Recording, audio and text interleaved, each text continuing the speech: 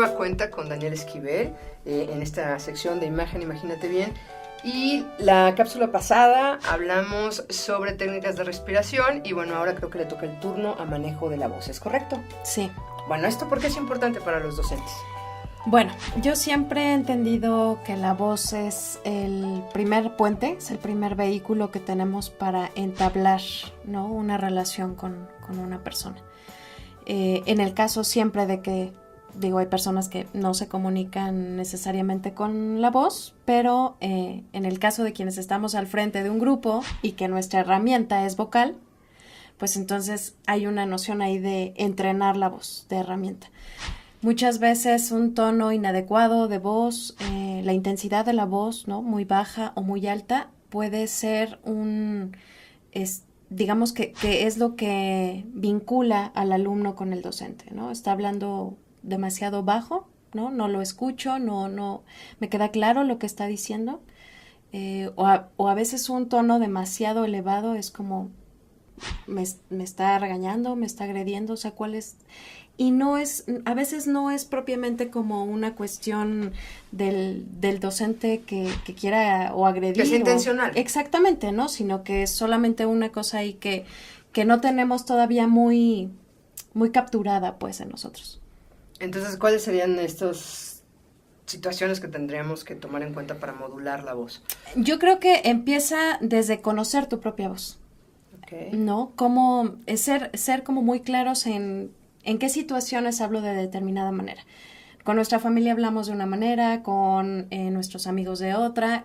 ¿Cuál es el tono adecuado para el tema incluso que estoy tratando? Hay veces que es un tema muy serio y entonces nosotros percibimos que nuestra voz cambia. Otras veces cuando queremos regañar al grupo también es otro tono de voz y muchas veces cuando queremos jugar con ellos lo perciben, ¿no? El oído es muy sensible a esos cambios de tonalidad.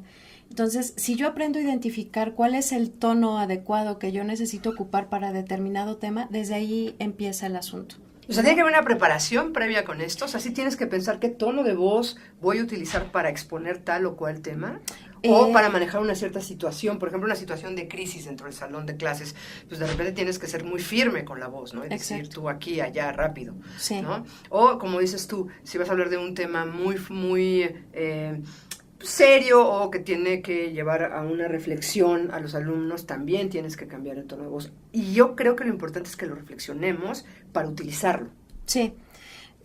Sí lo podemos hacer de manera consciente. Sí, claro, porque es algo que es muy automático. Cuando uno está platicando, lo hace de manera automática. Uno no está pensando, estoy utilizando tal o cual tono o estoy en determinada o tal intensidad, hasta que tú te escuchas. Es decir, cuando ya estás gritando, por ejemplo, en una discusión, de repente te das cuenta y dices, ups, perdón, me alteré, ¿no? Claro. Porque escuchas la intensidad de la voz.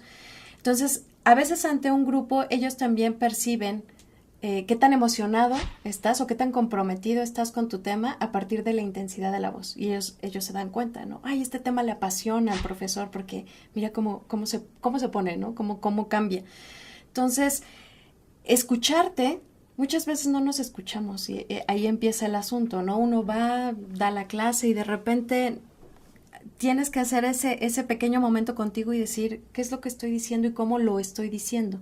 ¿Y qué impacto voy a lograr de la forma como lo estoy diciendo? Así es. El tono de la voz es fundamental en ese sentido.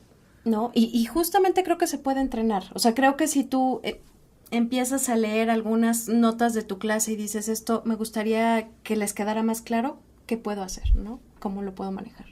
¿Y habría algunos ejercicios que podríamos hacer? ¿Vernos al espejo, por ejemplo, nos serviría? Vernos al espejo y hacer oraciones muy concretas, ¿no? La niña viaja todos los días en bicicleta y cambiar.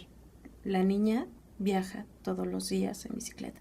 La niña viaja todos los días en bicicleta. Es decir, ¿cómo puedo escuchar la diferencia de los cambios de intensidad y tono? Y empezar a escucharme, ¿no? Cómo es diferente mi voz a partir de un cambio de tono y de intensidad. Pues bueno, creo que nos has dejado mucha tarea para reflexionar sobre cómo utilizamos nuestra voz en el aula y vamos a insistir mucho en esta temporada, ¿no? Los profesores tenemos que tener un entrenamiento físico, ¿no? Para pararnos frente al grupo y sobre todo, pues, esta idea de la sección Imagínate, pues imagínate bien. Muy bien. Muchísimas gracias. Gracias, Lore. No dejan de vernos.